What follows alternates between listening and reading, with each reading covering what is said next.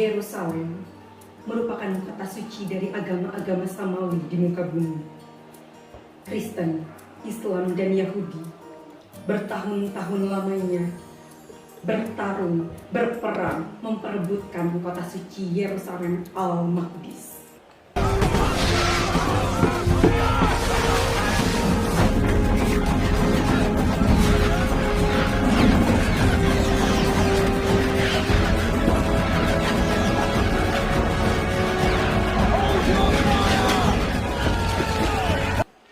Tahun 1099 Masehi, umat Kristen menabuh genderang perang. Mereka ingin merebut kembali kota Yerusalem dari umat Islam.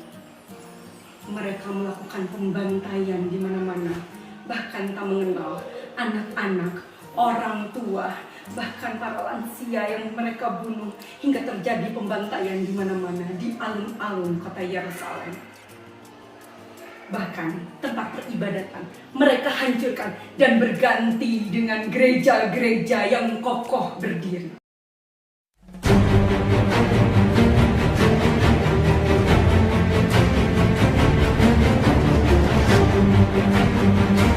Pada saat itu pemimpin Kekaisaran Bizantium, Romanos Diogenes, dia meminta bantuan Paus untuk mengajak umat Kristen bergabung dalam pasukan salib.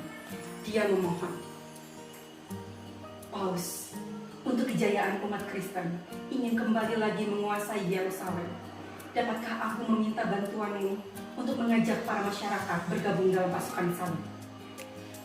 Hal itu disambut baik oleh Paus, sehingga dia mengadakan perkumpulan di tengah masyarakat. Wahai umatku, marilah kita bergabung dalam membela Kristen. Bagaimana firman Tuhan yang menjanjikan kepada kalian akan diberikannya kerajaan surga bagi kalian dan pengampunan dosa. Ingatkah apa yang terjadi dengan umat Kristen di Yerusalem? Mereka dibantai, anak-anak dibunuh dan dimakan dagingnya oleh umat Muslim. Bahkan gereja tempat peribadatan kita dikencingi oleh mereka. Tidakkah kalian akan berdiam diri melihat tempat ibadah kalian diperlakukan demikian? Apa yang akan kalian balaskan kepada Tuhan nanti? Sekali lagi, jika kalian ingin pengampunan dosa, bergabunglah dengan pasukan salib.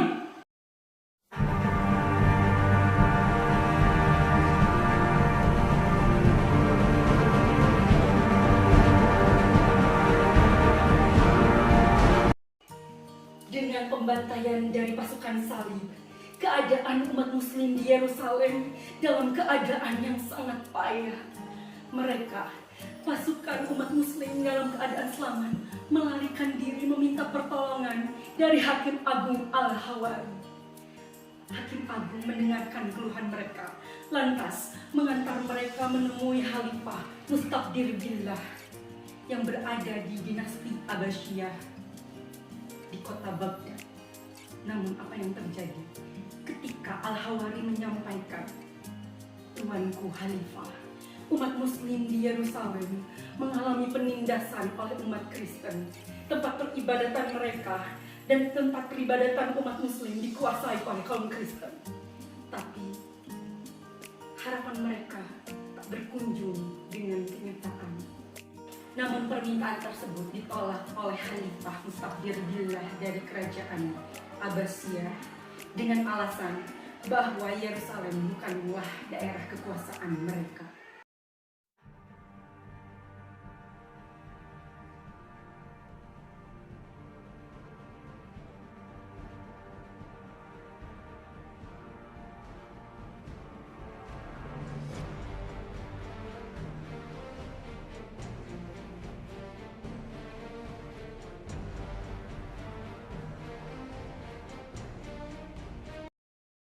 Pada saat kelahirannya Salahuddin Ayyubi oleh ayahanda Najmuddin Ayyub dianggap sebuah kesialan. Karena pada saat itu, ayahanda Najmuddin Ayyub dan saudaranya Asaduddin Syirkuh sedang menjabat menjadi petinggi di negeri tersebut. Akan tetapi, ketika kelahiran Salahuddin, Asaduddin Syirkuh sedang mengadili seseorang pemuda yang melakukan pelecehan terhadap muslim, hingga Asaduddin memukulnya hingga mati. Dalam ketakutan untuk diadili masyarakat, mereka akhirnya pergi untuk melarikan diri. Di perjalanan, ketika Najmuddin Ayyub menghilangkan jabatannya, kehilangan hartanya, kehilangan kekuasaannya, dia berpikir bahwa Salahuddin membawa kesialan bagi hidupnya dan ia ingin membunuhnya. Ketika Salahuddin menangis terus-menerus, "Dasar kau anak membawa sial, Salahuddin, sebaiknya kau mati saja." Akan tetapi, hal tersebut berhasil dicegah oleh seseorang bawahan yang mengingatkan, "Tuanku, ada apa kau ingin membunuh Salahuddin, bayi yang tidak bersalah ini? Bukankah seorang bayi itu hanya titipan dari Tuhan yang tidak membawa mudarat ataupun manfaat bagi kehidupanmu, Tuan?" Seketika, Najmuddin tersadar akan kehilafannya. Lantas, bawahannya tersebut mengingatkan, "Barangkali anak yang kau tidak sukai ini suatu saat akan menjadi pembesar di negeri ini." Salahuddin kecil dalam perlindungan Nuruddin bin Imaduddin Zangki, dia mendapatkan banyak sekali pendidikan sebagai generasi yang lebih cemerlang dari orang tuanya. Dari Najmuddin Ayyub ayahnya, dia belajar tentang administrasi kota dan agama. Dari pamannya Asaduddin Shirkuh, dia mendapati strategi perang dan taktik berperang. Sedangkan dari Nuruddin Zangki gurunya, dia dikenalkan dengan ilmu agama, hadis-hadis tentang keutamaan Baitul Maqdis. Tahun 1114 sampai dengan 1187 Masehi, umat Muslim di bawah kepemimpinan Imaduddin Zangki, Nuruddin Zangki, dan Salahuddin Al-Ayyubi kembali ingin memperjuangkan kota suci mereka, Yerusalem Al-Maqdis. Strategi mereka dibuat, mereka akan menaklukkan Aleppo, Hamesa, dan Edessa. Hingga pada suatu saat, Edessa kembali dikuasai oleh umat Muslim. Ini mengembalikan semangat umat Muslim untuk bergiroh memperjuangkan tanah suci mereka. Assalamualaikum. Waalaikumsalam. The wall, where the Christopher Gate used to be, has been weakened. Yes, usually when a gate is blocked in, it is weaker than the wall around it. Or stronger. It is weaker. Rashid has seen it.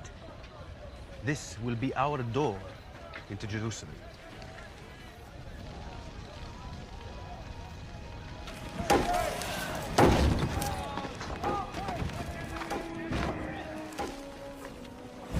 This is where we will make our stand. We must prepare. Brothers! Brothers! God has sent you this day! You will take no prisoners! As they did, so shall it be done! Allahu Akbar! Allahu Akbar! Allahu Akbar! Dengan jatuhnya kota Edessa ke tangan umat Muslim, hal ini mengobarkan kembali perang salib kedua. Paus Eugenius III mengajak para petinggi di kerajaan Eropa untuk bergabung dan berkontribusi. Salah satunya Louis VII dari Prancis, Konrad II dari Jerman. Mereka menyambut positif ajakan Paus untuk kembali merebut kekuasaan di tangan Islam menjadi milik Kristen kembali. Dalam perjalanannya, penyerangan menuju Yerusalem,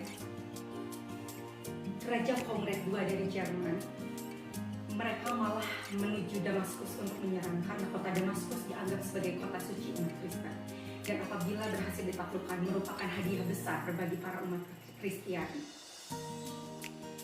Dan mereka melakukan penyerangan di Damaskus sehingga kekuatan pun semakin terpecah dan berkurang. Saat melanjutkan perjalanan menuju Yerusalem, mereka kebingungan apakah tetap melanjutkan perjalanan menuju Yerusalem atau harus menuju pasukan kerajaan Louis VII dari Prancis. Ketidaksabaran ini mengakibatkan para tentara Konrad II mengalami ketidaksiapan dalam berperang. Contohnya, ketidaksiapan bahan baku perang, tenaga yang semakin habis, bahkan persediaan air yang tidak mencukupi. Sehingga ketika sampai di Yerusalem, mereka mengalami pengurangan tentara atau pasukan yang sangat banyak dan ini menguntungkan umat Muslim. Kegagalan umat Kristen di kota Damaskus menjadi kemenangan awal bagi umat Muslim dalam menguasai kembali Yerusalem. Dalam perjalanan ketika datang Raja Louis VII, umat muslim pun datang dengan pasukan dari Salahuddin Al-Ayyubi. Ketika Salahuddin datang, dia melakukan negosiasi. Apakah akan terus melanjutkan perang ataukah dihentikan? Umat Kristen merasa dirinya sudah tidak memiliki kekuatan apapun bila dibandingkan dengan kekuatan Salahuddin Al-Ayyubi, sehingga mereka bernegosiasi. Pertama, mereka melakukan pengakuan kalah dalam perang, sehingga peperangan pun tidak terjadi. Salahuddin Al-Ayyubi bisa saja menindas kaum Kristen atau membantainya hingga mati.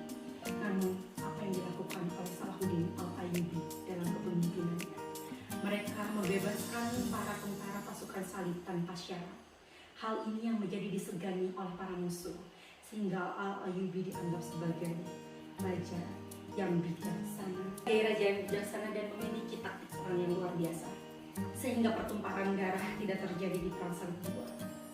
Salahuddin Al-Ayyubi menawarkan kepada Raja Badial yang memiliki penyakit kusta untuk diobati oleh salah satu tabib terhebat di negaranya, serta menawarkan pembebasan dan kebebasan dari umat Kristen untuk melakukan peribadatan di tanah suci Yerusalem.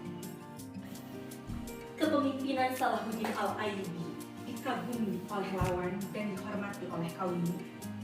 Bagaimana tidak, seorang pemimpin yang besar seperti beliau ketika meninggal dunia, dia tak memiliki apapun karena sebagian hartanya diberikan untuk kaumnya dan kemaslahatan umat pada masanya. Salahuddin Al-Ayyubi mengajarkan kaumnya untuk menerapkan akidah dan pentingnya dalam menjaga gerbang Al-Maqdis. The women, the children, the old, and all your knights and soldiers, and your queen. Your king, such as he is, I leave to you, and what God will make of him. No one will be harmed, I swear to God. The Christians butchered every Muslim within the walls when they took this city. I am not those men. I am Salahuddin. Salahuddin. Ya Allah, saat kebangkitan tiba, hadirlah Salahuddin Al-Ayyubi dengan pedangnya. Ia yang membebaskan Baitul Maqdis, yang mempersatukan umat. Bukakanlah pintu syurga baginya ya Rabb. La ilahi tawakkaltu, Salahuddin Yusuf bin Ayyub.